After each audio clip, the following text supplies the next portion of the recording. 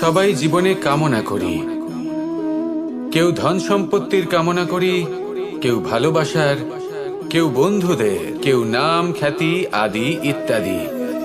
এগুলো লাভ করার জন্য আমরা চেষ্টা করতে থাকি, পরিশ্রম করতে থাকি, কিছু সময় পরে অর্জনও করে ফেলি। কিন্তু সবকিছু অর্জন করার কিছু সময় পরে এরা রুষ্ট হয়ে যান, আমাদের থেকে দূরে চলে যান বা আমাদের থেকে কেড়ে নেওয়া হয়। এমনটা কেন হয়? এমনটা এই কারণে হয় কারণ মানুষের একটা দুর্বলতা আছে। কোনো কিছুই অর্জন করার পরে আস্তে আস্তে সে তার মূল্য, তার গুরুত্ব ভুলে যায়, তার জন্য চেষ্টা করা ছেড়ে দেয়। আর এটাই হলো সব থেকে বড় সমস্যা।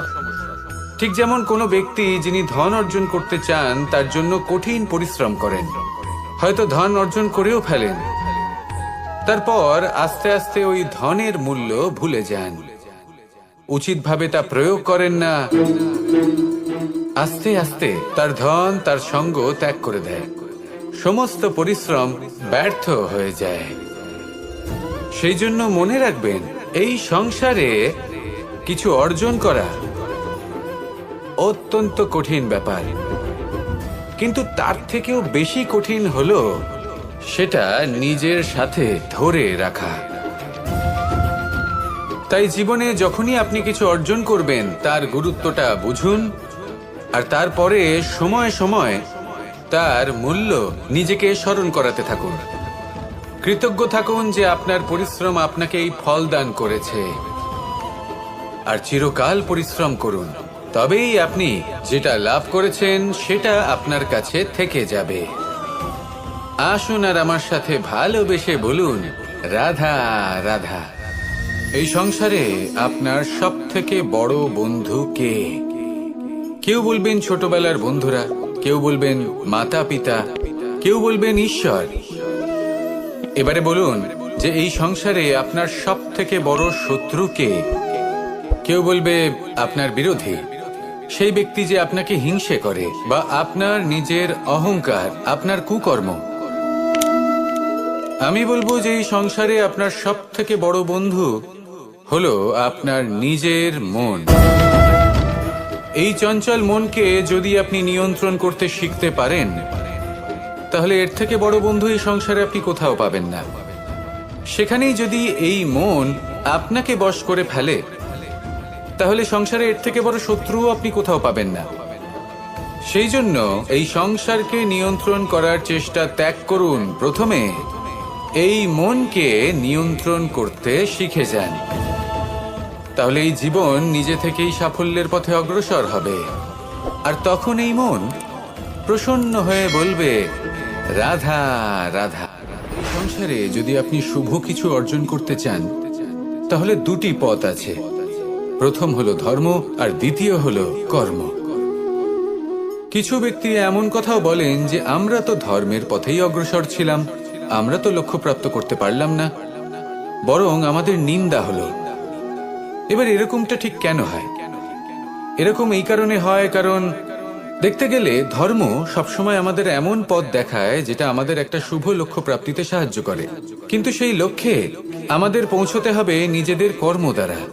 যদি আপনি ধর্মের পথে অগ্রসর হয়ে থাকেন, তাহলে আপনাকে কর্মও করতে হবে। যদি ধর্মের পথে চলেন কিন্তু কর্ম না করেন, তাহলে লক্ষ্য প্রাপ্তি হবে না। ঠিক সেইভাবেই যদি আপনি কর্ম করতে থাকেন কিন্তু ধর্মের পথে না চলেন, তাও লক্ষ্য প্রাপ্তি হবে না। মনে রাখবেন যে ধর্ম এবং কর্ম হলো একটি মুদ্রার দুই পিঠের সমান। এদের নিজের জীবনে আত্মসাৎ করুন এবং অগ্রসর হন। এই সংসারের প্রত্যেক লক্ষ্য আপনার হবে। আসুন আমার সাথে ভালোবেসে বলুন, রাধা রাধা।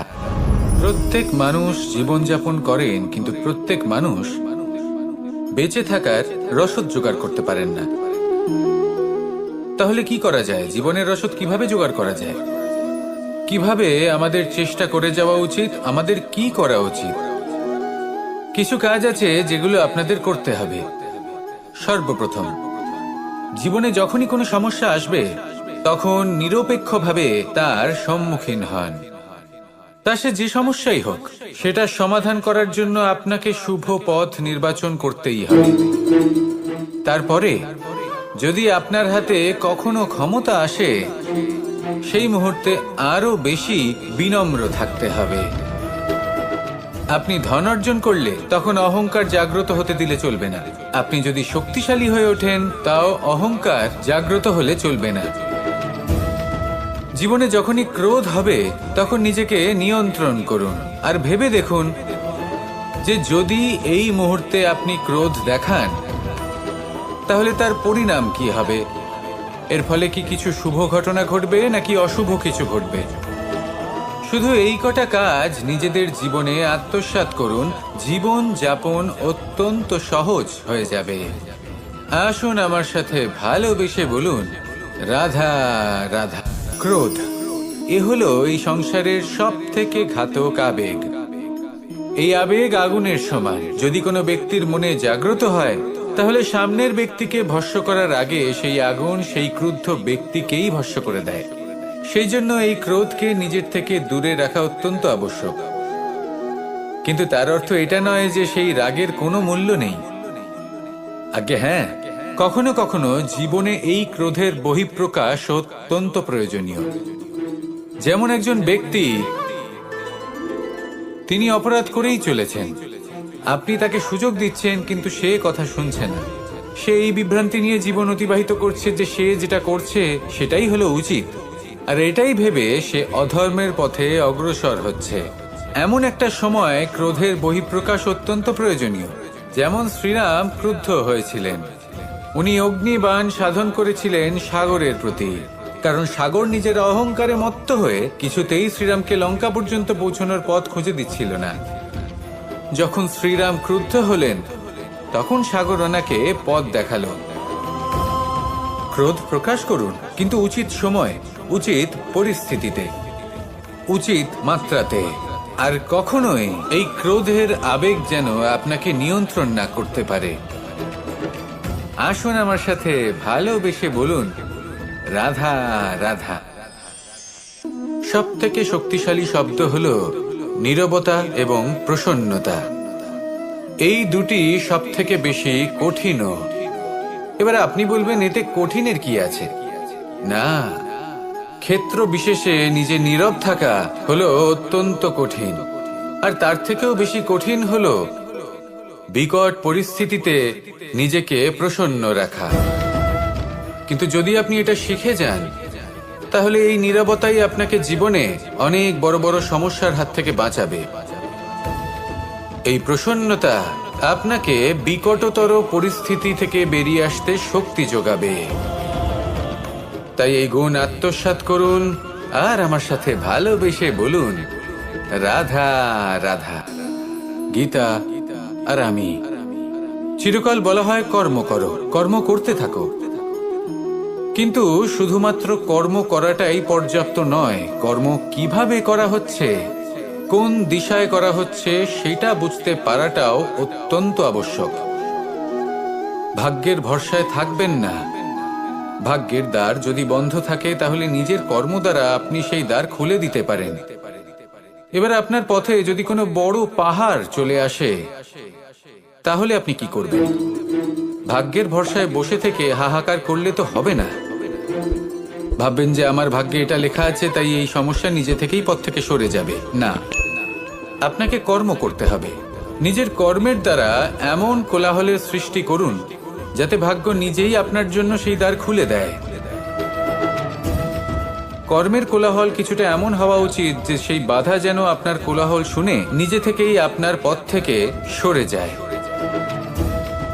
কর্ম করুন, কিন্তু এটা ভেবে কর্ম করুন যে কিভাবে আপনি কর্ম করছেন, কোন দিশাতে আপনি কর্ম করছেন।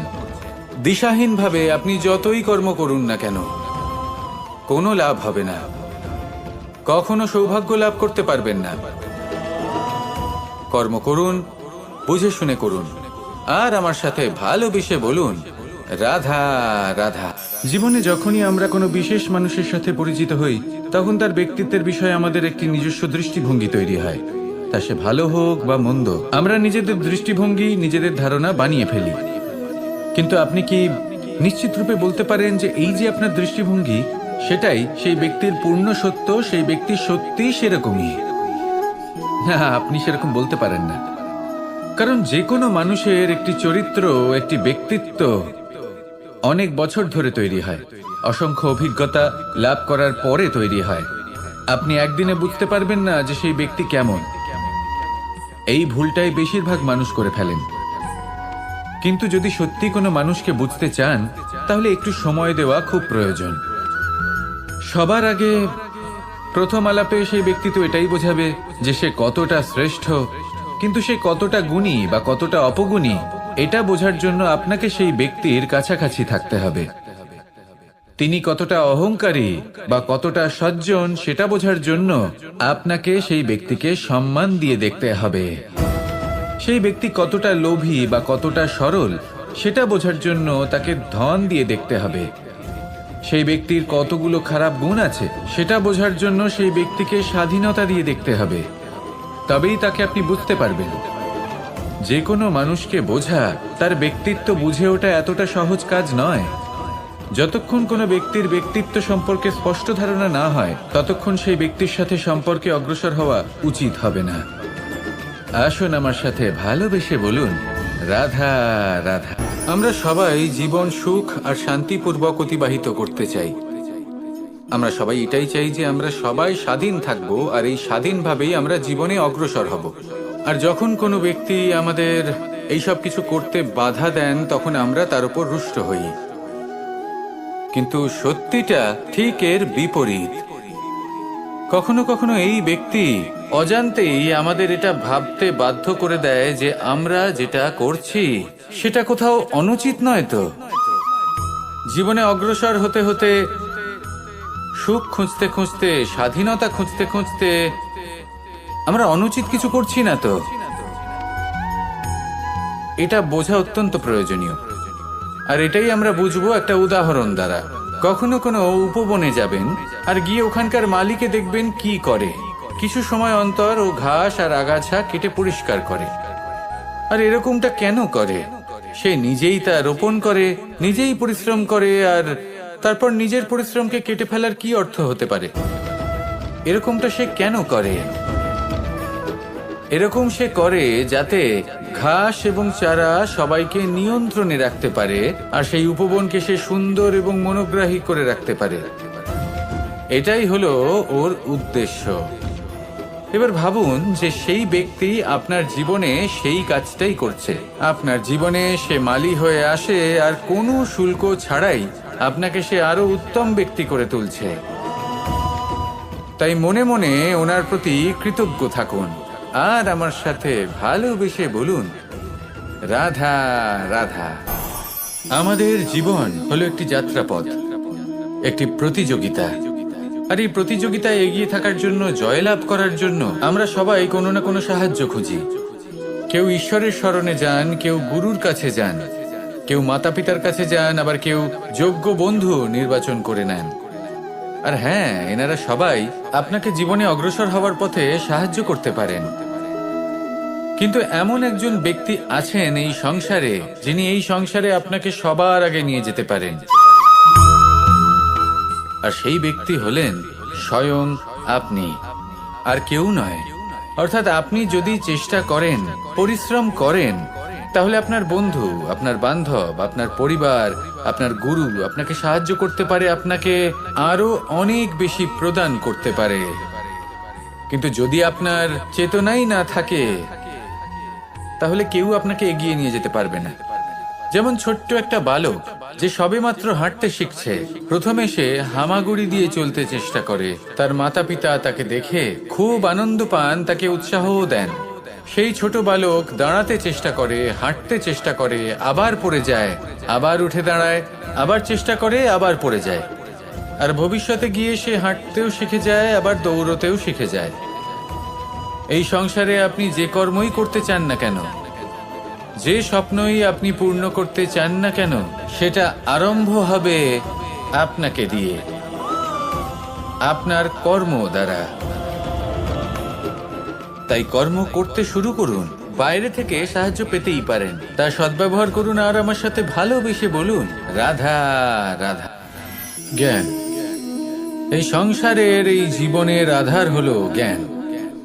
আমরা সবাই জ্ঞান লাভ করতে চাই, সামনে অগ্রসর হতে চাই, কারণ আমাদের লক্ষ্য পূরণ করাই হোক, আমাদের পথ খোঁজাই হোক, বা যে কোনো কাজ হোক, এই জ্ঞান আমাদের সাহায্য করে। এই জ্ঞান অত্যন্ত আবশ্যক, কিন্তু অনেক মানুষ এটা বুঝতেই পারেন না যে জ্ঞান কিভাবে অর্জন করা যেতে পারে, কিভাবে এই জ্ঞান লাভ করা সম্ভব হতে পারে, কি কর্ম করতে হবে, কোনটা ভাবতে হবে। ওনারা না রীতি জানেন না নীতি জানেন, সেই জন্য ওনাদের জীবনে জ্ঞান আসে না, তাই দুঃখী হয়ে পড়েন। আর এখানে বলি, দুঃখ পাওয়ার কোনো কারণ নেই। আপনার জীবনে জ্ঞান আসেনি, এটা কোনো লজ্জার বিষয় নয়। লজ্জার বিষয় হলো এটা যে জ্ঞান লাভের জন্য আপনি প্রস্তুতি নন, আপনি তৎপর নন, আপনি চেষ্টাই করছেন না।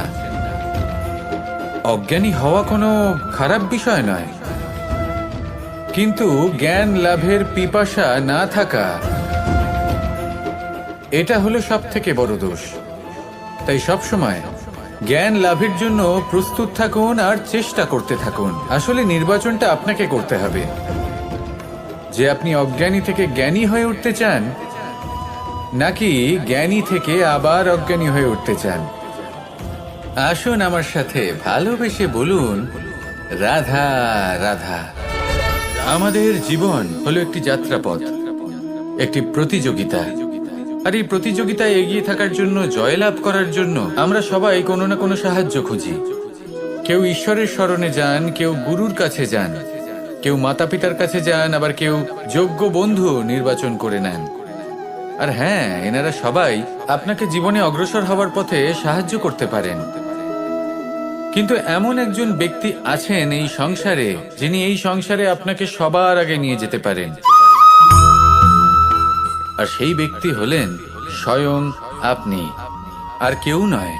অর্থাৎ আপনি যদি চেষ্টা করেন, পরিশ্রম করেন, তাহলে আপনার বন্ধু, আপনার বান্ধব, আপনার পরিবার, আপনার গুরু আপনাকে সাহায্য করতে পারে, আপনাকে আরো অনেক বেশি প্রদান করতে পারে।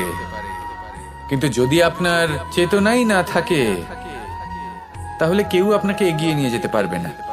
যেমন ছোট্ট একটা বালক যে সবেমাত্র হাঁটতে শিখছে, প্রথমে সে হামাগুড়ি দিয়ে চলতে চেষ্টা করে। তার মাতা পিতা তাকে দেখে খুব আনন্দ পান, তাকে উৎসাহও দেন।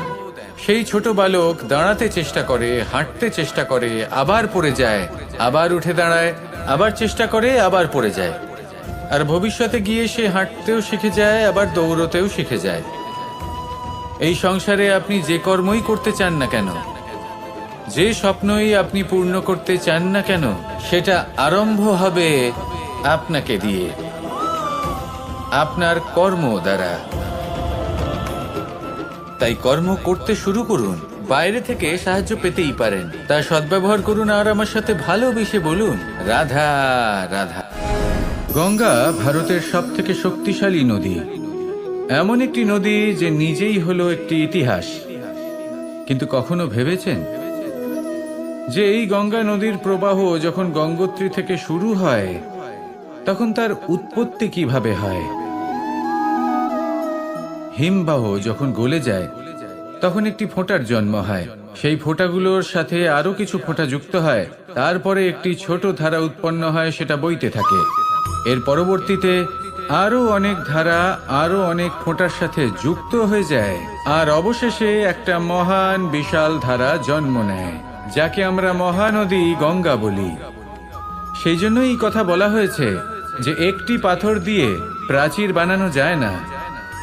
মহানদী গঙ্গা আসলে কি, যদি ভালোভাবে ভেবে দেখেন, তবে এ হলো অগুন্তি জলের ফোঁটার মিশ্রণ, যেটা আরম্ভ হয় একটি ফোঁটা দ্বারা।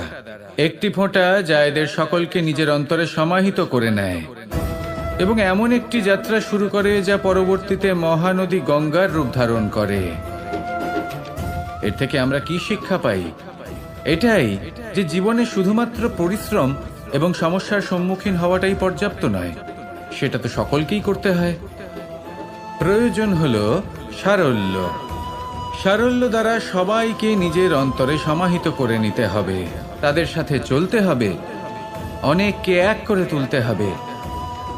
এই প্রবৃত্তি যদি আপনি নিজের অন্তরে জাগ্রত করেন, তাহলে আপনিও গঙ্গার মতো মহান হয়ে উঠবেন। আসুন আমার সাথে ভালোবেসে বলুন, রাধা রাধা।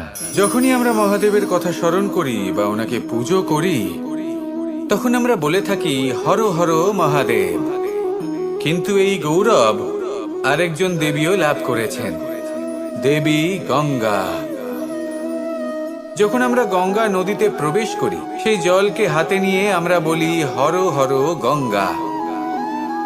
ভেবে দেখুন, ভারতে এবং এই সংসারে এত সংখ্যক নদী রয়েছে, কিন্তু এই গৌরব, এই সম্মান, এই মহানুভবতা শুধুমাত্র দেবী গঙ্গাই লাভ করেছেন। এমন কেন? কারণ দেবী গঙ্গা যে স্থান থেকে প্রবাহিত হতে শুরু করেন, সেই স্থান থেকেই এই সংসারের সিঞ্চন শুরু হয়ে থাকে। নিজের সঞ্জীবনী শক্তি দ্বারা উনি এই সংসারের মঙ্গল করেন। মানুষের অন্তরের সেই পাপ, নেতিবাচক বোধ, সেই মালিন্য উনি নিজের অন্তরে সমাহিত করেন, সেই মানুষের শুদ্ধিকরণ করেন, আর তার বদলে কিছুই চান না। ঠিক সেভাবেই আমাদের জীবনে এমন কিছু মানুষ আছেন, যদি আমরা তাদের সাহায্য করতে পারি, বিপদ থেকে বেরিয়ে আসার জন্য তাদের প্রেরণা যোগাতে পারি, ওনাদের শক্তি প্রদান করতে পারি, ওনাদের দুঃখ ও যন্ত্রণা আমরা হরণ করতে পারি, আর তার বদলে কিছুই না চাই, তাহলে আমরাও মহান হওয়ার পথে অগ্রসর হয়ে যেতে পারি।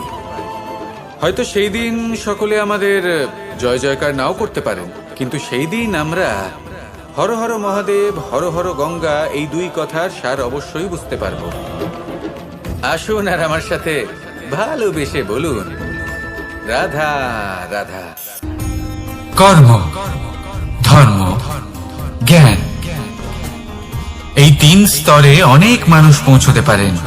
অনেকে এই পরীক্ষা দিয়ে তাতে উত্তীর্ণ হয়ে যেতে পারেন, কিন্তু শিখরে পৌঁছে শাসন তিনিই করতে পারেন যার কাছে এই চতুর্থ গুণটিও থাকে, সমর্পণ। অত্যন্ত গুরুত্বপূর্ণ একটা গুণ এটা। এই সমর্পণ আসলে অত্যন্ত গুরুত্বপূর্ণ। পূর্ণ সমর্পণ দরকার নিজের লক্ষ্যের প্রতি, সমর্পণ নিজের কর্তব্যের প্রতি, সমর্পণ নিজের আত্মার থেকে নির্গত স্বরের প্রতি, সমর্পণ নিজের রথির প্রতি, অর্থাৎ আমার প্রতি। এবার এই পরীক্ষায় অত্যন্ত কঠিন এক বাঁক আসতে চলেছে, যেখানে সারথীকে সমর্পণের নিরিখে পরীক্ষা করা হবে, আর তাতে উত্তীর্ণ হওয়ার পরেই তার হাতে ধর্ম স্থাপনের রথের রাশ তুলে দেওয়া হবে। দেখা যাক কি হয়। ততক্ষণ আপনি প্রসন্ন থাকুন আর আমার সাথে ভালোবেসে বলুন রাধা রাধা। যখন একজন ভক্ত এবং তার ভগবান এক আকার ধারণ করেন, যখন একজন ভক্ত নিজের ভগবানের প্রতি, নিজের জীবনের লক্ষ্যের প্রতি সম্পূর্ণরূপে সমর্পিত হয়ে যান, তখন জন্মগ্রহণ করে ভক্তি। আর তখন সংসারের সমস্ত আশা তিনি ত্যাগ করতে পারেন। সমস্ত আশা শেষ হতে পারে, কিন্তু মানুষের সঙ্গ ভক্তি কখনো ত্যাগ করে না। যখন ভক্ত ও ভগবান এক আকার ধারণ করেন, এক হয়ে যান, তখন রথী এবং সারথীর মধ্যে কোনো পার্থক্য থাকে না। তারাও এক হয়ে যান। একটাই ব্যক্তিত্ব, একটাই অস্তিত্ব। আর সেই জন্যই কখনো কখনো রথীর আদেশ ছাড়াই সারথী রথ চালিয়ে দেন, আবার কখনো সারথীর পরামর্শ ছাড়াই রথী আক্রমণ করে ফেলেন। এ তো শুধুমাত্র আরো একটা গুণ সেই সারথীর মধ্যে, যিনি ধর্ম স্থাপনার মহান কাজে আমার সারথী হতে চলেছেন। তাহলে আসুন আমার সাথে ভালোবেসে বলুন রাধা রাধা। ভাগ করে নেওয়া বা বন্টন করা প্রত্যেক মানুষের জীবনে অবশ্যই হয়ে থাকে, আর অনেক সময় এটা জীবনে অতি আবশ্যক হয়ে পড়ে। কিন্তু ভাগ করার মনোকামনা তার থেকেও বেশি গুরুত্বপূর্ণ হলো যে কোন ঘটনার আধারে এই বাটোয়ারা হলো। অনেক সময় এই বাটোয়ারা হলো শান্তির প্রতীক, আবার অনেক সময় এই বাটোয়ারা বিপ্লব ঘটাতে পারে, এমন এক বিপ্লব যা মহাযুদ্ধ ঘটিয়ে দিতে পারে। দেখুন, বাটোয়ারা সম্পত্তির হোক বা হোক ভিক্ষার, শিক্ষা কিন্তু একটাই। জীবনে অনেক সময় বাটোয়ারা দরকার হতে পারে, কিন্তু যতদূর সম্ভব তা এড়িয়ে চলুন। একসাথে মিলে এগিয়ে চলুন। কারণ দেখুন, এই যে বাটোয়ারা ভাগ করে দেয়, আর সেখানেই একতা আপনাকে অগ্রসর করে। তাহলে আপনিও এটাই করুন, একসাথে মিলে সামনে এগোন আর আমার সাথে ভালোবেসে বলুন, রাধা রাধা। আত্মীয় স্বজন কারা হন? তারাই যারা সুখে দুঃখে পাশে থাকেন, তারা যারা বিপদের সময় আপনার পাশে এসে দাঁড়ান। এবার দেখুন, একটা প্রশ্ন করব আপনাদের, সব থেকে ঘনিষ্ঠ, আবশ্যক এবং গুরুত্বপূর্ণ আত্মীয় কারা, বিশেষ করে বিপদের সময়? কেউ বলবেন মাতা, কেউ বলবেন পিতা, কেউ বলবেন ভাই বোন, ইত্যাদি ইত্যাদি। এবার ভাবুন, আপনি বড় হয়ে গেছেন, আপনি বাড়ি থেকে দূরে চলে গেছেন, পেট ভরানোর জন্য আপনাকে প্রত্যেকদিন চেষ্টা করতে হয়। এমন সময় যদি আপনার জীবনে বিপদ এসে পড়ে, তাহলে কখন আপনার খবর ওনাদের কাছে পৌঁছবে? কতক্ষণে ওনারা সাহায্য করতে আসতে পারবেন? এরকম এক সময় সব থেকে গুরুত্বপূর্ণ আত্মীয় হন আপনার প্রতিবেশী, কারণ তারাই সেই মুহূর্তে আপনার সব থেকে কাছে। আপনি কখনো পরীক্ষা করে দেখবেন, আপনার তার সাথে লক্ষ্য মতভেদ থাকলেও প্রতিবেশীকে কষ্টের মধ্যে দেখে সবার আগে সাহায্য করতে তারাই এগিয়ে আসেন। তাই প্রতিবেশীর সাথে সম্পর্ক ভালো রাখুন, শুধুমাত্র স্বার্থের জন্য নয়। এটা হলো শান্তিরও আধার। যদি এই সম্পর্ক ভালো থাকে, তাহলে না কথায় কথায় বিবাদ হবে, না মতান্তর। আর এই সুখী সম্পর্কের ছায়ায় মন প্রসন্ন হয়ে বলবে, রাধা রাধা। কখনো ভেবে দেখেছেন, মানুষকেই এই সংসারে সর্বশ্রেষ্ঠ প্রাণী কেন বলা হয়? অন্য কোনো প্রাণীকে কেন নয়? শুধু কি এই জন্যই আমরা চিন্তা করতে পারি, আমাদের কাছে তীক্ষ্ণ বুদ্ধি রয়েছে, কোনো কিছু আবিষ্কার করতে পারি, সেই কারণেই? তা তো অন্য কোনো প্রাণীর কাছেও থাকতে পারে। এমন কিছু পশুও রয়েছে যাদের কাছে তীক্ষ্ণ বুদ্ধি আছে। তাহলে মানুষ কেন? কারণ মানুষের কাছে এমন কিছু রয়েছে যা অন্য প্রাণীর কাছে নেই, মানবতা।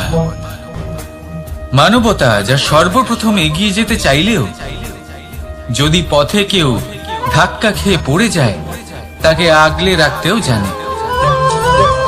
মনে রাখবেন, আপনার সব থেকে বড় পরিচয় আপনার নাম, আপনার সম্পত্তি বা আপনার ধর্ম নয়। আপনার সব থেকে বড় পরিচয় হল আপনার মানবতা। তাহলে সময় এলে পরে নিজের মানবতার পরিচয় দিন। অন্য মানুষকে সাহায্য করুন, অন্য প্রাণীকে সাহায্য করুন।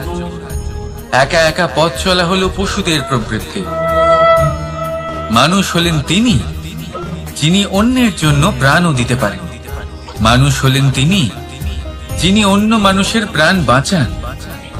সেই মানবতাকে জাগিয়ে তুলুন আর এই জীবন বাঁচতে শুরু করুন। আর হ্যাঁ, আমার সাথে ভালোবেসে বলুন, রাধা রাধা। এই সংসারে মাতা পিতা তার সন্তানকে সব থেকে বড় উপহার কি দিতে পারে? বৈভব, সুযোগ সুবিধা, বাড়ি, নাকি আশেপাশের পরিবেশ? এই সংসারে মাতা পিতা তার সন্তানকে সব থেকে বড় উপহার শিক্ষা দিতে পারেন, কিন্তু তার জন্য সময়ের প্রয়োজন হয়। এবার এই সময় অত্যন্ত অদ্ভুত। সময়ের ধারণা সবার রয়েছে। কখনো কখনো কিছু কঠিন সময় বরদানের মতো আমাদের সম্মুখে আসে। এরকম কোন সমস্যার কথা যদি আমি বলি, যেমন যুদ্ধ, মহামারী, মহা অসুখ, এরকম সময় আমাদের কাছে যথেষ্ট সময় থাকে।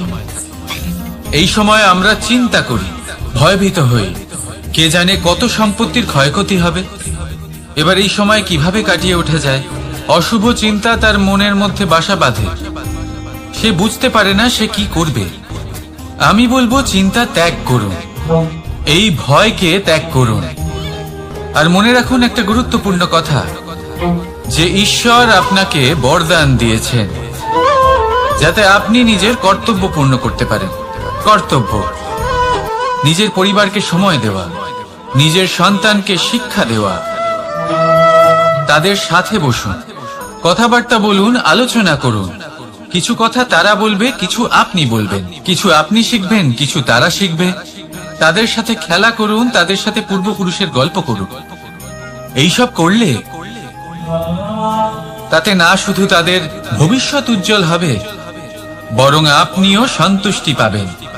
ভয়ভীত হবেন না। আজ বর্তমানে আপনি কি করতে পারেন যাতে আপনার বর্তমান সঠিক হবে এবং ভবিষ্যৎ উজ্জ্বল হবে, তাতে একাগ্র হন। সবকিছু শুভ হবে। রাধা রাধা। দাদা আমাকে সব সময় জিজ্ঞাসা করেন যে কানাই, তোমার এই মুখের হাসি, তোমার মুখে সব সময় কেন থাকে, কিভাবে থাকে? সামনে শত্রুপক্ষকে দেখেও ধৈর্য হারাও না। কেউ তোমার নিন্দে করলেও তার সাথে ঝগড়া করো না। কেউ তোমার বিষয় খারাপ ভাবলেও তাকে ঘৃণা করো না। কিভাবে আর কেন করো? আপনার মনেও নিশ্চয়ই এই প্রশ্ন আসে। এবারে বলি, এর উত্তর অত্যন্ত সরল। কখনো দেখেছেন গরু আর তার বাচ্চাকে কিভাবে সে তার মায়ের দুগ্ধ পান করে? সুখে থাকে, কারণ ও জানে যে ওর মা এই দুগ্ধরূপী অমৃত ওকে খাওয়াতেই থাকবে। ও জানে যে এই সময় শুধু ওর জন্য, যাতে ও নিজের মায়ের এই দুগ্ধরূপী প্রসাদ গ্রহণ করতে পারে, আর সেই জন্য ও সুখে থাকে। সেইভাবেই এই জীবন হলো ভালোবাসা। এতই ছোট হলো এই জীবন যে ভালোবাসার জন্য কম পড়ে যায়। ঘৃণা করে কেন সময় নষ্ট করব? আমি এটাই করি, আপনিও এটাই করুন। ভালোবাসুন, সবার মধ্যে ভালোবাসা ছড়ানার এই ভালোবাসার সাথেই বলুন রাধা রাধা। পরীক্ষা এমন একটা শব্দ যেটা শুনে সংসারের বেশিরভাগ মানুষই ভয়ভীত হয়ে পড়েন। কারণটা কি? অসফলতার ভয়। পরীক্ষা এই শব্দের যদি আমি অন্য দিকটা দেখাই, তার তাৎপর্য এই নয় যে আপনার দুর্বলতা সবার সামনে তুলে ধরবে। এটা তো হলো সেই যুক্তি যা আপনার বল, সাহস, শক্তিগুলি সবার সম্মুখে তুলে ধরবে। আগে হ্যাঁ, এটাই হলো সেই যুক্তি। আপনি নিজেই কখনো দেখবেন পরীক্ষার সময় আপনার অন্তরের অনেক গুণ বাইরে বেরিয়ে আসে। এমন কোন শক্তির উদ্ভব হয় যার বিষয়ে আপনি নিজেও জানতেন না, ঠিক কিনা? তাই এই পরীক্ষাকে কখনো ভয় পাবেন না। বিশ্বাসের সাথে নির্ভীক হয়ে এটার সম্মুখীন হন। দিনের শেষে এই পরীক্ষা শুধুই আপনাকে উজ্জ্বল করবে, আপনাকে আরো শ্রেষ্ঠ করে তুলবে। তাহলে আসুন আমার সাথে ভালোবেসে বলুন রাধা রাধা। ভগবান আর ভুল, এই দুই একই অক্ষর দিয়ে শুরু হয়। শুধু তাই নয়, এদের দুজনের রাশিও সমান। এবারে আপনারা বলবেন যে ভগবান, ভুল, এদের মধ্যে কিভাবে মিল থাকতে পারে? অনেক বড় মিল আছে। না শুধু এ এক অক্ষর দিয়ে শুরু হয়, বরং এদের বিজয় মন্ত্রটাও এক। ভগবানকে মানুন, তাকে বিশ্বাস করুন, তাকে স্বীকার করুন। এটা করলে মনের দৃষ্টি থেকে ভগবানকে দেখা যায়, আর উনি আপনাকে সমৃদ্ধ করে তোলেন। ভুলের সাথেও এটাই ঘটে। নিজের ভুল স্বয়ং মেনে নিলে, স্বীকার করে নিলে সব কিছুই স্পষ্টভাবে দেখতে পাবেন। যেদিন থেকে আপনি নিজের ভুল মেনে নিতে শিখবেন, সেদিন থেকে সেই ভুল শোধরানোর প্রক্রিয়াও শুরু হয়ে যাবে। আপনি বুঝে যাবেন নিজের ভুল কিভাবে শোধরাতে হয়। তাই মনে রাখবেন, নিজেকে শ্রেষ্ঠ করে তোলার জন্য নিজের ভুল স্বীকার করা অত্যন্ত প্রয়োজনীয়। এই জীবনে শান্তি আনার জন্য ঈশ্বরকে মেনে নেওয়া অত্যন্ত প্রয়োজনীয়। সবসময় নিজের গুণ এবং নিজের দোষ মনে রাখবেন। আজীবন সুখী থাকবেন। রাধা রাধা। আমরা সব সময় চাই যে এই সংসার আমাদের জ্ঞানী বলবে, বুদ্ধিমান বলবে, বুঝদার বলবে, কিন্তু মূর্খ যেন কেউ না বলে। মূর্খ শব্দটা আমরা কেউ শুনতে চাই না। দূরে পালাতে থাকি।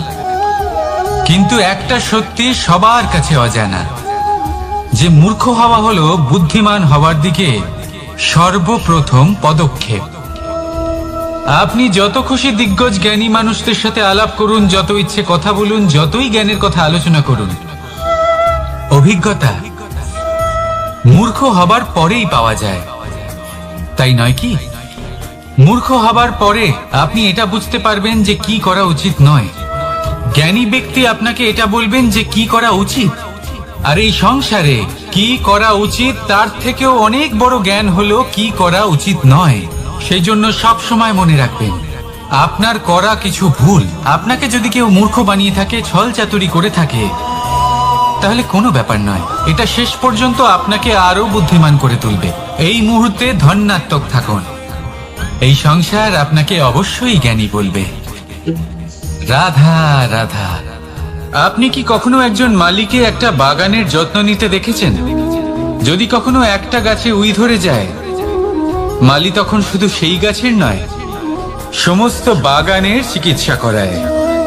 আপনারা হয়তো বলবেন, এ কেমন মূর্খতা, যখন উই একটা গাছে লেগেছে সমস্ত বাগানের চিকিৎসা কেন করাতে হবে? এ তো অযথা পরিশ্রম করা। কিন্তু মালি খুব ভালো করে জানে যে উই হয়তো একটা গাছে লেগেছে, কিন্তু তা সমস্ত বাগানকে নাশ করে দিতে পারে। এবার মালির এই শিক্ষা, এই জ্ঞান অন্য অনেক জায়গাতে প্রযোজ্য। এই সংসারে আমরা শুধুমাত্র নিজের পরিবারের কথাই চিন্তা করি, তাদের যত্ন নিই, চেষ্টা করি যেন তারা ভালো থাকেন, সুখে থাকেন।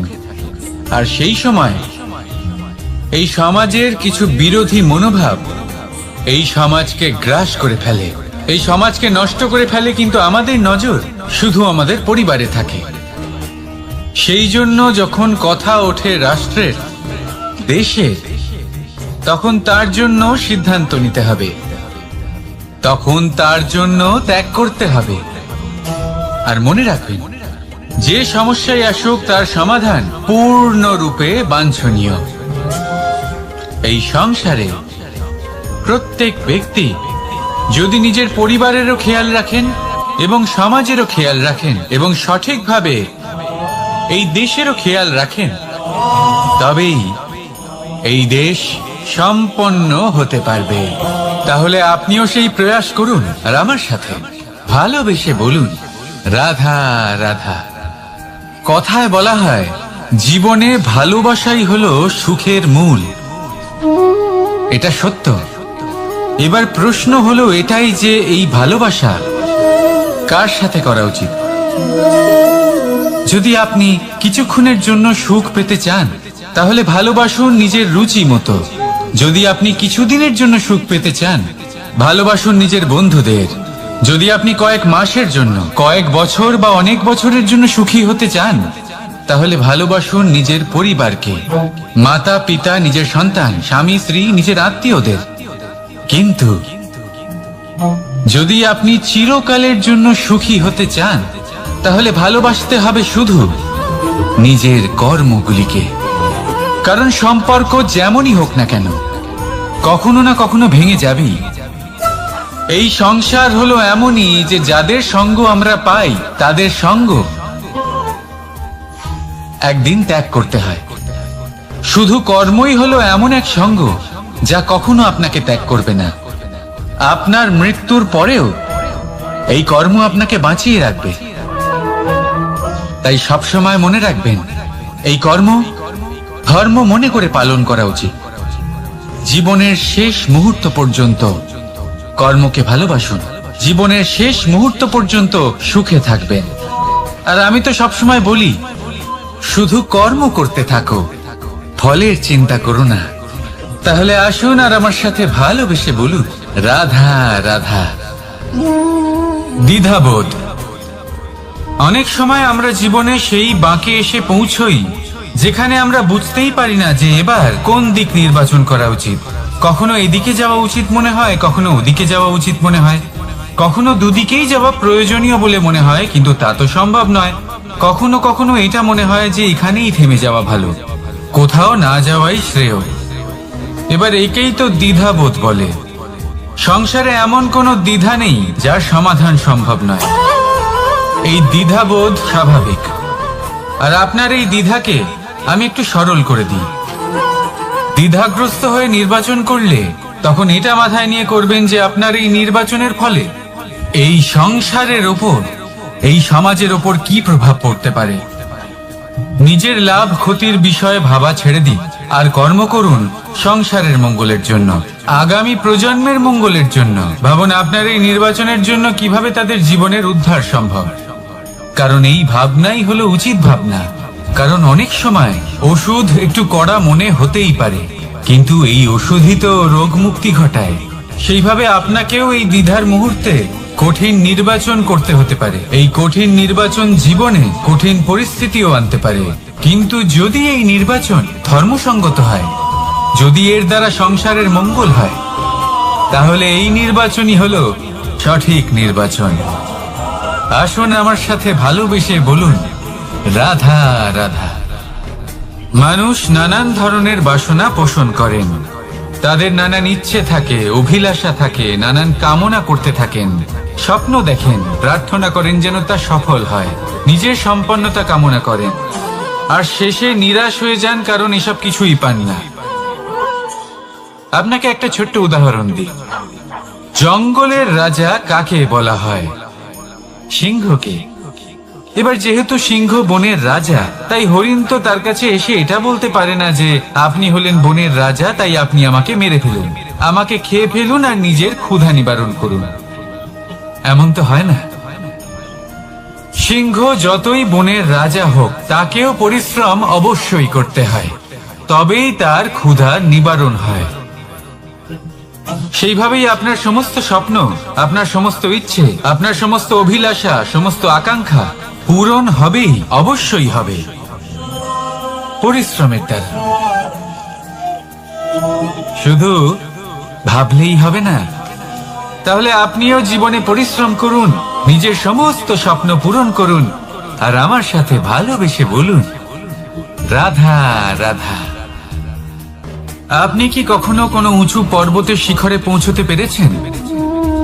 যদি পৌঁছে থাকেন, বা যদি আপনি কোনো উঁচু পর্বতের শিখরে যান, তাহলে ভালো করে দেখবেন, আপনি যত উঁচুতে অগ্রসর হতে থাকবেন, আস্তে আস্তে সমস্ত বনস্পতি বিলুপ্ত হতে থাকে।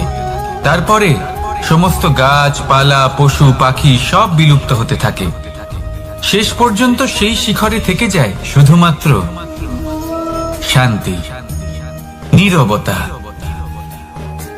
আমাদের মানুষের সাথেও এটাই হয়। মানুষ যখন আত্মবিকাশের পথে অগ্রসর হতে থাকে এবং নিজের জীবনের শিখরে পৌঁছতে চায়, তখন তার একা থাকা অত্যন্ত প্রয়োজনীয় হয়। আর তাকে তখন ত্যাগ করতে হয় নিজের সুখ স্বাচ্ছন্দ্য, নিজের সম্পত্তি, নিজের সমৃদ্ধি, নিজের সৌন্দর্য। দেখুন, জীবনের শিখরে পৌঁছনো একেবারেই সহজ কাজ নয়। এ হলো অত্যন্ত দুর্গম এক পথ। কিন্তু যদি আপনি সেখানে পৌঁছতে চান, তাহলে আপনাকে ত্যাগের প্রবৃত্তি জাগিয়ে তুলতে হবে। ত্যাগ কি সেটা জানতে হবে, কারণ ত্যাগের ফলেই মনে শান্তি আসে, আর সেই শান্তির ফলে মনে উৎপন্ন হয় প্রেম। আর এই প্রেমই হলো জীবনের অন্তিম লক্ষ্য। তাহলে আসুন আমার সাথে ভালোবেসে বলুন, রাধা রাধা। মানুষ বলেন প্রেমে অনেক শক্তি আছে, আর এটা সত্যিও বটে। প্রেমে এতটাই শক্তি থাকে যে শত্রুতার বড় বড় স্তম্ভকেও এত সহজে ফেলে দিতে পারে। কিন্তু আপনি দেখে থাকবেন, যারা অধিক শক্তিশালী হন তারা দুই ধার সম্পন্ন তরোয়ালের মতো হন। কারণ এই প্রেম যদি আচরণে থাকে, মনে থাকে, বিচার বুদ্ধিতে থাকে, তাহলে তা শুভ হয়। এই প্রেম সৃজন করে। কিন্তু প্রেম যদি ব্যবসার অঙ্গ হয়, যদি এই প্রেমের ব্যবহার নিজের স্বার্থ, নিজের অহংকারের জন্য করা হয়, তাহলে তা সংসারের বিনাশ ঘটাতে পারে। রাধা প্রেমের ব্যবহার করেছে শাম্বের কারণে, আর শাম্ব সেই প্রেমের ব্যবহার করেছে নিজের অহংকার, নিজের স্বার্থ সিদ্ধির জন্য। শেষ পর্যন্ত ক্ষতি শাম্বের হলো না, হলো প্রেমের। তাই মনের মধ্যে প্রেম ভাব অবশ্যই রাখুন, নিজের আচরণেও প্রেম ভাব বজায় রাখুন, কিন্তু সতর্কও থাকবেন আপনার এই প্রেম একে নিয়ে কেউ ব্যবসা না করে ফেলে। আসুন আর এই ভালোবাসার সাথেই বলুন রাধা রাধা। ফলটা দেখছেন আপনি? এটা সেই ফল যেটা গাছের সবচেয়ে উঁচু ডালে পাওয়া যায়, কিন্তু যখন এটা খসে পড়ে তখন এটা আকাশের দিকে যায় না যা ওপরে আছে, সে যায় সেই ভূমির দিকে যে নিচ থেকে তার দিকে তাকিয়ে থাকে। কেন? কারণ এই ফলের নিজের উচ্চতার ধারণা মাটির থেকে নিজের দূরত্ব দেখে হয়। এই ব্যাপারটাই আমাদের মানুষের জন্যও খাটে। যদি আপনি সম্পন্ন হন তাহলে তাদের সাহায্য অবশ্যই করবেন যাদের সামর্থ্য আপনার থেকে কম, যাদের সাহায্যের অত্যন্ত প্রয়োজন। আপনার সামর্থ্য বেশি কারণ তাদের আপনার থেকে সামর্থ্য কম। দেখুন, জীবনে আনন্দ শুধু বড় হওয়ায় নয়, বরং তাদের সাহায্য করেও আছে যারা কোনো কারণবশত আপনার থেকে নিচে রয়ে গেছেন। আর যখন একটা ফল এই কথাটা বুঝতে পারে তখন আপনি নয় কেন, রাধা রাধা। সময় বড়ই বিচিত্র অনুভব দেয়। যখন অপেক্ষা করছেন তখন অনেক লম্বা হয়ে যায়। প্রতিটা মুহূর্ত একটা গোটা দিনের মতো মনে হয়। ঠিক সেইভাবেই যদি কোথাও যেতে দেরি হয় তখন সময় দৌড়তে থাকে, প্রসন্নতায় বয়ে যায় আর নিরাশায় থমকে যায়। আপনদের সাথে থাকলে সময়ের খেয়ালই থাকে না, শত্রুদের সাথে থাকলে সেই সময়ই খারাপ হয়ে যায়। কিন্তু এটাই কি সত্যি বাস্তব? না, সময় তো সময়ই হয়, নিজের গতিতেই চলে সে। শুধু সেই গতির আভাস আমাদের মানসিক অবস্থা অনুযায়ী বদলে যেতে থাকে। তাই এই সমস্যা সময়ের নয়, আমাদের মানসিকতা। তাই নিজেকে খুশি রাখুন, অন্যদেরও খুশি রাখুন। আগের সমস্ত ঘটনা ভুলে যান আর একটা উজ্জ্বল ভবিষ্যতের দিকে অগ্রসর হন। সময় সব সময় ভালোই লাগবে। প্রেম করুন সবার সাথে, সময় সব সময় সুখেই কাটবে। রাধা রাধা। অগ্নি জীবনে খুব মহত্বপূর্ণ হয়।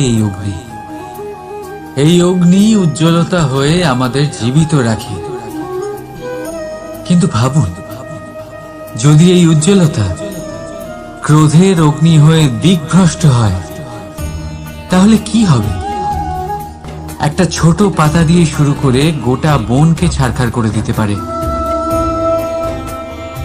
ঠিক সেরকমই মানুষের ক্রোধের আগুনও অন্যদের তো ভস্ম করেই, কিন্তু তার পূর্বে স্বয়ং নিজেকেই ভস্ম করে দেয়। তাহলে কি করা যায়? কি করে নিয়ন্ত্রণ করা যায় তাকে? উত্তর হলো তাতে জল ঢেলে দিয়ে, জলের মতো বইতে দিনে কি। ঠিক সেইভাবে যেমন সূর্য নিজের অগ্নিকে তেজ বানিয়ে আপনার কাছে পৌঁছে দেয়। এটাই পার্থক্য সূর্যের অগ্নি আর ক্রোধের অগ্নির মধ্যে। সূর্যের অগ্নি বিচ্ছুরিত হয়ে প্রতিফলিত হয়ে আসে, আর সেই জন্যই তাকে তেজ বলা হয়। অন্যদিকে আমাদের ক্রোধের আগুনের কোনো সীমাই থাকে না। তাহলে নিজের অন্তরের শক্তিকে ক্রোধের আগুন বানিয়ে জ্বালাতে চান, নাকি উজ্জ্বলতা বানিয়ে বিস্তারিত করতে চান? সিদ্ধান্ত আপনার। রাধা রাধা। এই সংসার অনেকটাই বড়, আর আমরা তার কাছে অত্যন্ত নগণ্য। এই সংসারে এমন অনেক মানুষ পাওয়া যায় যারা বোঝান যে এই সংসারটা কতটা বড়, কতটা অদ্ভুত, কতটা সুন্দর। আর এই সংসার রচনা করে পরমেশ্বর কত মহান এক কাজ করেছে। কিন্তু আপনি এই জীবনে মাত্র কয়েকজন মানুষকেই পাবেন যারা আপনাকে এটা বলবেন যে এই সংসারে আপনি কতটা গুরুত্বপূর্ণ, আপনি কতটা অদ্ভুত। যদি আপনি তাদের সাথে থাকেন তাহলে তারা নতুন কিছু সৃষ্টি করতে পারে, এই সংসারকে আরো কতটা পবিত্র করতে পারেন। তাই এই সংসারকে গুরুত্ব না দিয়ে সেই মুষ্টিমেয় কিছু মানুষকে গুরুত্ব দিন, কারণ তারাই হলো আপনার আপনজন, আর তারাই আপনাকে সঠিক পথে চালিত করবে। মানুষকে তো বর্ষার স্রোতও বই নিয়ে যেতে পারে, তাকে সাগরও ডুবিয়ে দিতে পারে, কিন্তু গঙ্গা জল সবচেয়ে বেশি শুদ্ধ, কারণ তার কয়েক ফোঁটা মানুষকে মুক্ত করে দেয়। রাধা রাধা। এ হলো একটা পাতলা সুতো। ভাবছি যদি এটা দিয়ে আমি পোশাক বানাই তাহলে নিজের জন্য কত সুন্দর একটা পোশাক বানাতে পারবো, কিন্তু যদি এটা আমি চিন্তা করবেন,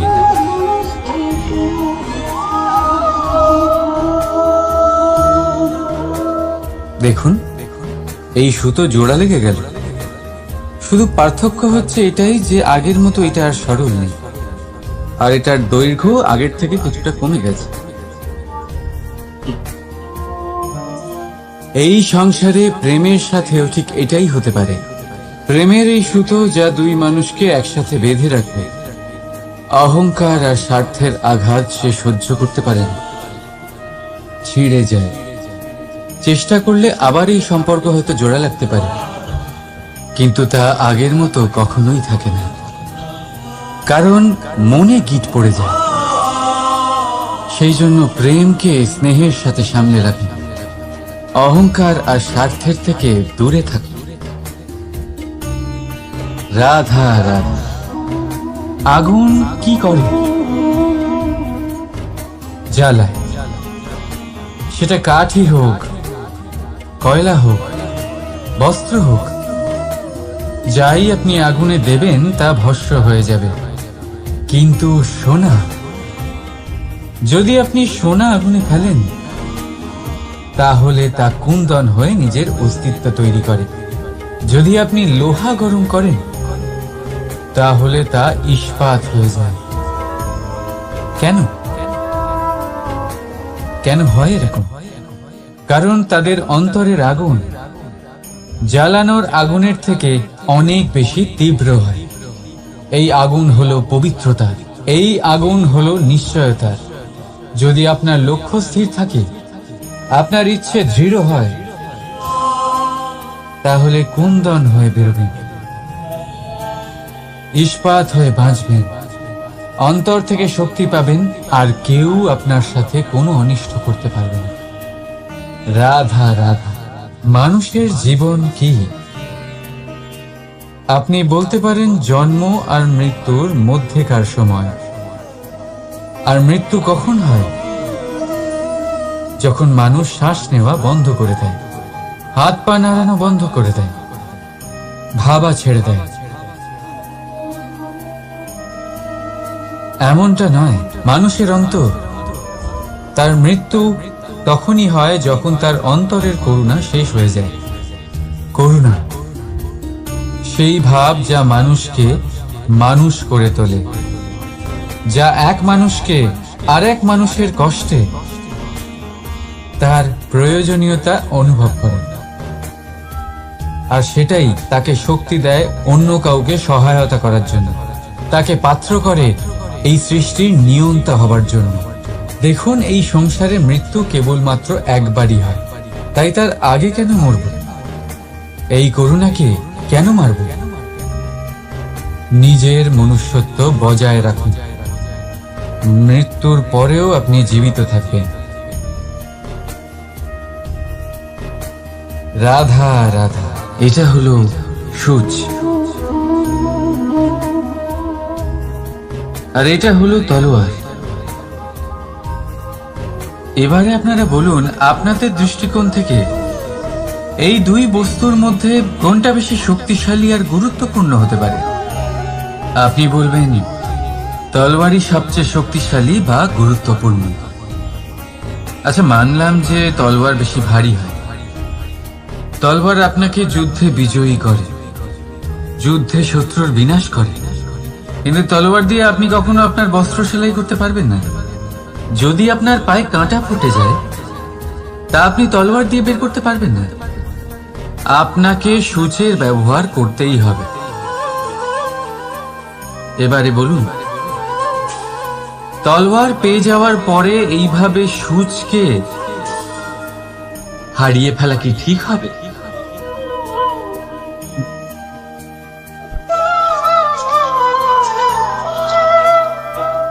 ঠিক সেইভাবেই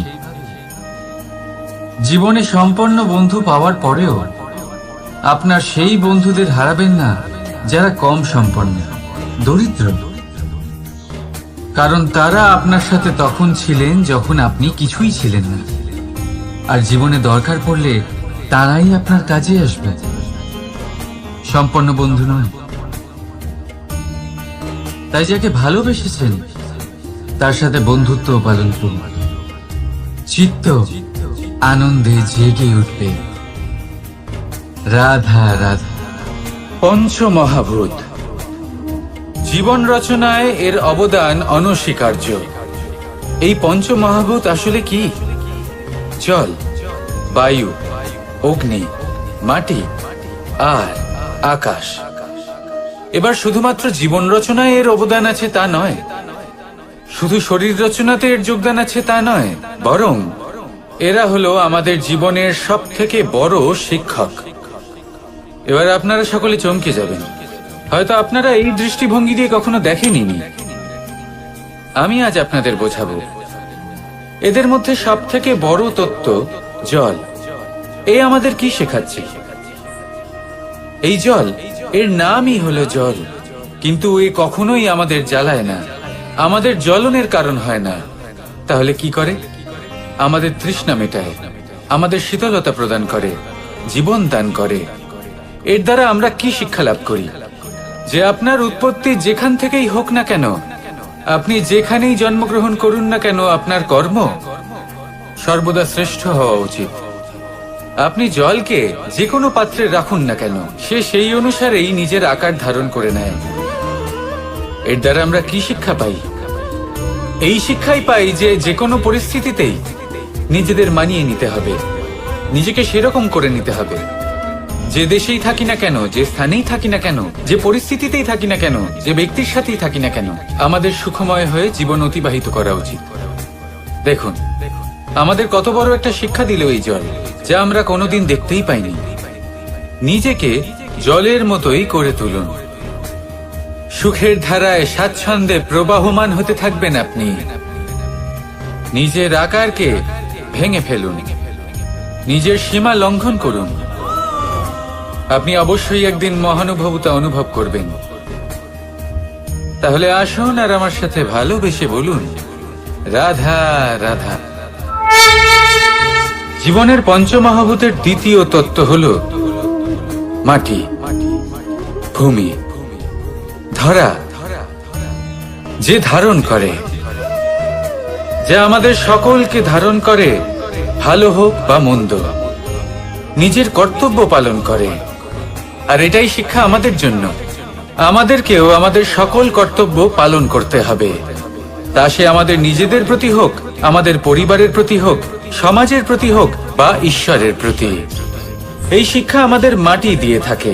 এ আমাদের পদতলে পিষ্ট হয়েও তার বদলে আমাদের বনস্পতি প্রদান করে। অগ্রসর হতে পদক্ষেপ নেওয়ার সময় আমরা পা দিয়েই ধরিত্রীকে পিছনে ঠেলি, কিন্তু এই মাটি আমাদের ঘৃণা করে না। সে আমাদের পরবর্তী পদক্ষেপের জন্য অপেক্ষা করে আর স্বাগত জানায়। আর হয়তো সেই জন্যই এই ধরাকে আমরা ধরিত্রী মাতা বলে থাকি। আর তাই এই পদবী, এই সম্মান, এই ভালোবাসা, এর আকার বা এর ভারের জন্য একে প্রদান করা হয় না, প্রদান করা হয় এর স্বভাবের কারণে।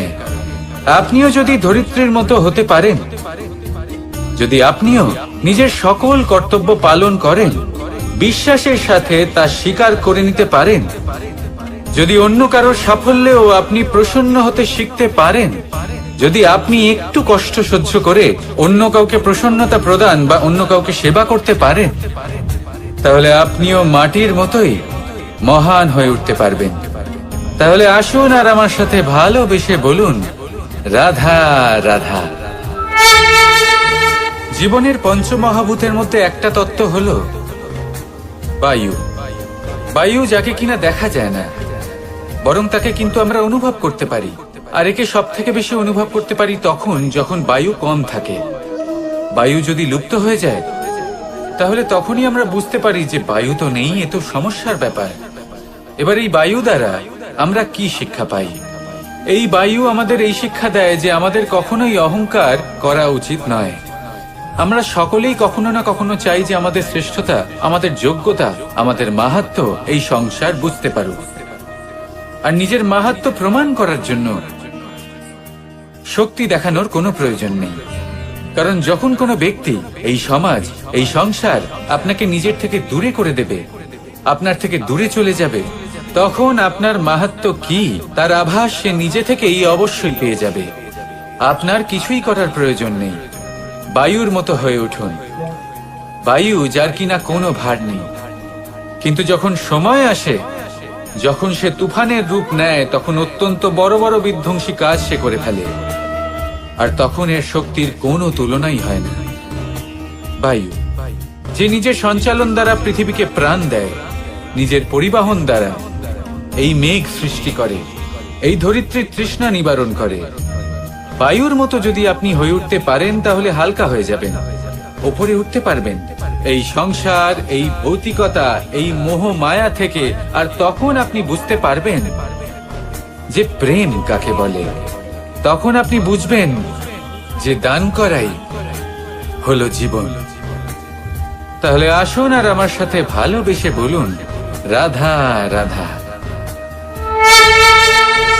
জীবনের পঞ্চমহাভূতের মধ্যে একটা তত্ত্ব হলো আকাশ। আকাশ যা কিনা নিরাকার, যার কোনো আকার নেই। আকাশ যা হলো অনন্ত। আর আমাদের সবসময় মনে হয় যে এই আকাশ আমাদের সাথে জড়িয়ে রয়েছে।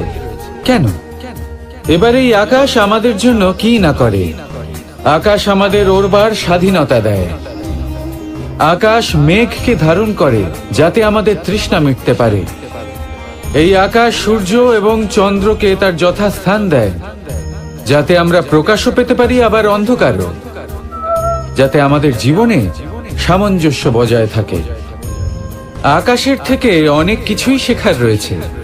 যদি আমরাও আকাশের মতো হতে পারি, আমাদের আপনজনদের সেই স্বাধীনতা দিতে পারি যাতে তারা উঠতে পারেন, যাতে তারা নিজেদের স্বপ্ন পূরণ করতে পারেন, যার ফলে তারা নিজেরাই এই জীবনকে অনুভব করতে পারেন, নিজের পায়ে দাঁড়াতে পারেন, তাহলে ভাবুন আমাদের অস্তিত্ব কতটা বড় হয়ে যাবে। যদি আপনি আকাশের মতো হতে পারেন, তাহলে আপনিও আকাশের মতোই অনন্ত হয়ে উঠবেন। তাহলে আসুন আর আমার সাথে ভালোবেসে বলুন, রাধা রাধা। জীবনের পঞ্চমহাতত্ত্বের মধ্যে পঞ্চম তত্ত্ব অগ্নি। অগ্নি যা জ্বালাতে সাহায্য করে, কিন্তু তা উত্তাপও প্রদান করে। নিশ্চিত রূপে অগ্নি আমাদের জ্বালিয়ে দিতে পারে, কিন্তু আপনি কি কখনো এটা ভেবে দেখেছেন যে আগুন, তাকে নিজেকে কতটা জ্বলতে হয়, তাকে নিজেকে কতটা তাপ সহ্য করতে হয়। ও নিজে জ্বলে আমাদের উত্তাপ প্রদান করার জন্য, ও নিজে জ্বলে আমাদের ঊর্জা দেবার জন্য, আমাদের আলো দেবার জন্য, অন্ধকারে পথ দেখানোর জন্য, শত্রুর সাথে মোকাবিলা করার জন্য আমাদের সাহায্য করে, নিজে জ্বলে। যখন আমরা কোনো দেবতার জন্য যজ্ঞ করি, তখন দেবতার ভোজন গ্রহণ করার নিমিত্ত হয় এই অগ্নি। কত কিছু ওকে সহ্য করতে হয় আমাদের এত কিছু দেবার জন্য।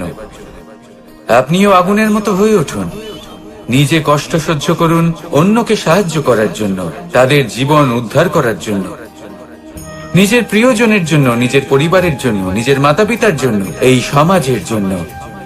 নিজে কষ্ট সহ্য করুন, প্রকাশের কেন্দ্রবিন্দু হয়ে উঠুন, আর সকলকে পথ প্রদর্শন করুন, সবাইকে পথ দেখান। যেদিন আপনি আগুনের মতো হয়ে উঠবেন, সেই দিন ঠিক যেমন অগ্নিকে পুজো করা হয়, আপনিও সেইভাবে পূজনীয় হয়ে উঠবেন। যেমন সকল শুভকর্মে, সকল যজ্ঞে, সকল পুজোতে অগ্নিকে স্মরণ করা হয়, সেইভাবেই সকল শুভকর্মে আপনাকেও স্মরণ করা হবে। আর যেদিন আপনি এরকম হয়ে উঠবেন, সেই দিন জীবনের বাস্তব মর্ম কি আপনি তা বুঝতে পারবেন। তাহলে আসুন আর আমার সাথে ভালোবেসে বলুন, রাধা রাধা। পঞ্চমহাতত্ত্ব, পঞ্চমহাভূত, এদের বিষয়ে আমি আপনাদের সবকিছুই বলে দিয়েছি। কেন? এরা আমাদের জীবনের সব থেকে বড় শিক্ষক। আর এদের থেকে আমরা কি শিক্ষা পাই? নিশ্চিত রূপে এই পঞ্চমহাতত্ত্ব আমাদের দেহের নির্মাণ করে, কিন্তু একটা ষষ্ঠ মহাতত্ত্ব রয়েছে, এমন এক তত্ত্ব যার না কোনো ভার আছে, না কোনো পরিমাণ আছে, কিন্তু তা হলো অত্যন্ত গুরুত্বপূর্ণ, ভাবনা। কেউ একে আত্মা বলে, কেউ একে বিবেক বলে, কেউ একে প্রাণ বলে, আর কেউ বলে চেতনা।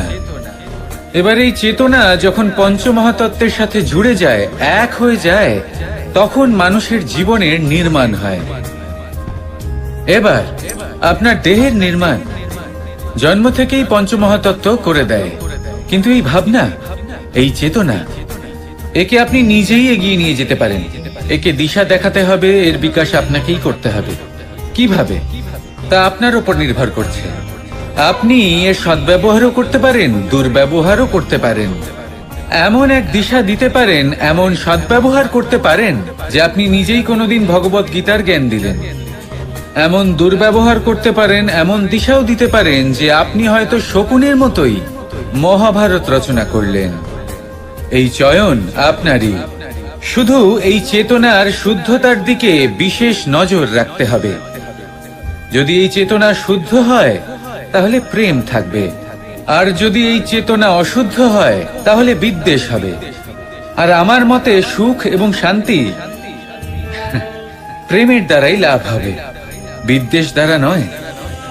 তাহলে আসুন আর আমার সাথে ভালোবেসে বলুন, রাধা রাধা।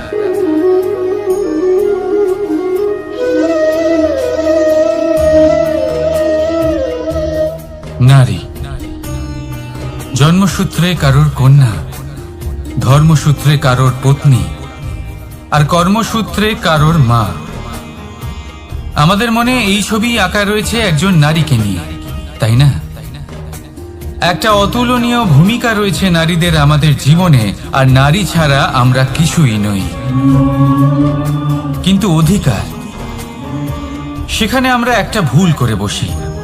যখন নারী একজন কন্যা থাকে, যখন সে জন্ম নেয়, তখন তার ওপর অধিকার থাকে তার পিতা।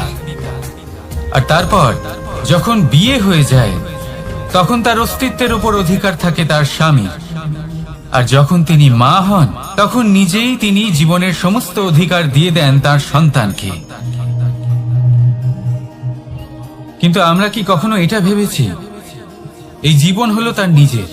যে নারী সবার কল্যাণ করছেন, তার জীবনের অধিকারও তার কাছেই থাকা উচিত, তাই না?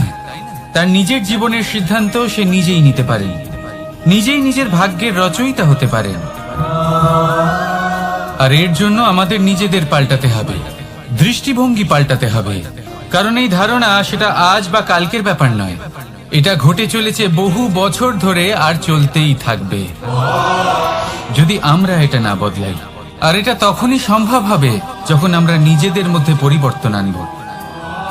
তাই আজকের পর থেকে, এই মুহূর্ত থেকে, কোনো নারীর ওপর অকারণ অধিকার স্থাপনের আগে সহস্রবার ভেবে দেখবেন। কারণ যখন নারী নিজের অধিকার কেড়ে নিতে বাধ্য হবেন, তখন শুধু এবং শুধুমাত্র বিনাশই ঘটবে।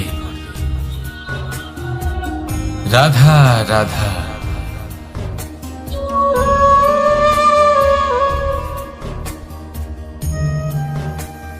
নারী, পুরুষরা যাকে নাম দিয়েছেন ত্রিয়া, কেন দিয়েছেন, কে দিয়েছেন, কেউ তা জানে না।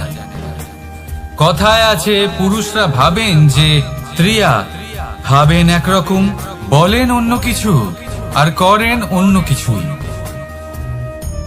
কিন্তু সত্যিটা কি এটাই? আসল সত্যি হলো এটাই যে ত্রিয়া হলো সেই চরিত্রহীন পুরুষ, আর কেউ নয়। সেই পুরুষ যারা নারীকে বলেন যে আপনি হলেন মা, আপনি হলেন দেবী, আপনি হলেন বোন, আর ভাবেন কি? ভাবেন যে এই নারী হলো আমাদের পায়ের ধুলো আর কিচ্ছু নয়। আর কি করেন? ওনাদের মাথায় ওনাদের খোপায় মালা পরিয়ে দিয়ে ভাবেন যে ওনারা হলেন তাদের পায়ের ধুলোর সমান। একজন নারীর সম্মান ভঙ্গ করেন, তাদের দাসী মনে করেন। ভুলবেন না, যত্র নারীয়াস্ত পূজ্যন্তে রমন্তে তত্র দেবতা। অর্থাৎ যেখানে নারীকে পুজো করা হয় সেখানে ঈশ্বর বাস করেন, আর যেখানে নারীকে অপমান করা হয় সেখানে ঈশ্বর এবং ভাগ্য এই দুই রুষ্ট হয়। মনে রাখবেন, যদি নারী কল্যাণকারী হতে পারেন তাহলে নারী মহাচণ্ডী রূপও ধারণ করতে পারেন। যদি একজন নারী মাতা হয়ে জন্মদান করতে পারেন তাহলে নারী মৃত্যু হয়ে বিনাশও করতে পারেন। যেখানে নারী অপমানিত হবেন সেখানে মহান ভারতও মহাভারতের পথে অগ্রসর হতে পারে। তাই মনে রাখবেন, নারীর অপমান যেন কখনোই না ঘটে। আর যদি কোথাও নারীর অপমান হয় তার অর্থ হলো আপনার বিনাশ আপনার দিকেই আসছে, আর এটা হলো তার প্রথম পদক্ষেপের প্রথম পদধ্বনি। রাধা রাধা।